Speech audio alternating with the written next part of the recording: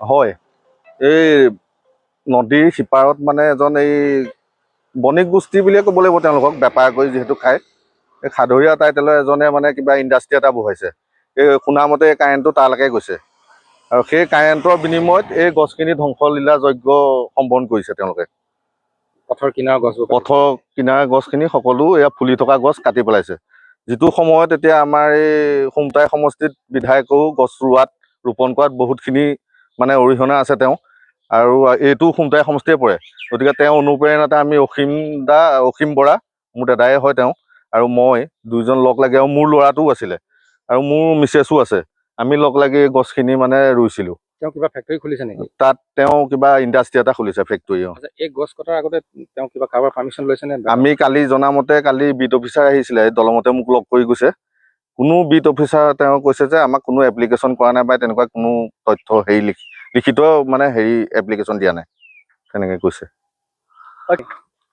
এতিয়াতো আপোনাৰ এয়া গোটেই এফালৰ পৰা গোটেইখিনি কাটিয়ে আহিছে। এই আগতো গুৰিও কাটি দিছে, তেনেকে বাকীবোৰ এইবোৰ ডালবোৰ আপোনালোকে দেখিছেই নহয়। এইখিনি গোটেই ডাল এটাও পাত নোহোৱাকে গোটেই মানে পথৰ দাঁতিৰ গছখিনিতো আপোনালোকে আমিয়ে ৰুইছিলোঁ এটা সময়ত। তাৰো আমাৰ ফটো আছে মোৰ ওচৰত, এতিয়া মোবাইলত মই সেয়া ৰাখি থৈছোঁ।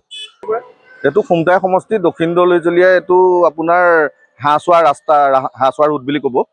এই ব্ৰিজৰ যিটো হাঁহচোৱা ৰোড সেইটো ক'ব। সেইটোতো হয়। আমি মৃণালদাৰ অনুপ্ৰেৰণাতে ইমানখিনি আগবাঢ়িছোঁ, আৰু আমি দেখিয়ে আছোঁ। এই যাদৱ পায়েং ছাৰেও কৈছে যে প্ৰকৃতিক ৰাখিবলৈ হ'লে, জীয়াই ৰাখিবলৈ হ'লে গছ গছনি লাগিবই। গতিকে সেই সময়ত তেওঁলোকে এতিয়া কোনো পাৰ্মিশ্যন নোহোৱাকৈ গছখিনিত ধ্বংসলীলা যজ্ঞ সম্পন্ন কৰিছে। ইলেক্ট্ৰিচিটি লাইনৰ কাৰণে কাটিছে নেকি তেখেতে? ইলেক্ট্ৰিচিটি লাইনটোৰ কাৰণে কাটিছে। ঠিক আছে, তেখেতে তেতিয়াহ'লে তলেদি আণ্ডাৰগ্ৰাউণ্ড লাইন ল'ব লাগিব। নহ'লে কভাৰ লগোৱা কিবা এটা চিষ্টেম কৰক তেওঁলোকে, তেনেকৈও পাৰে।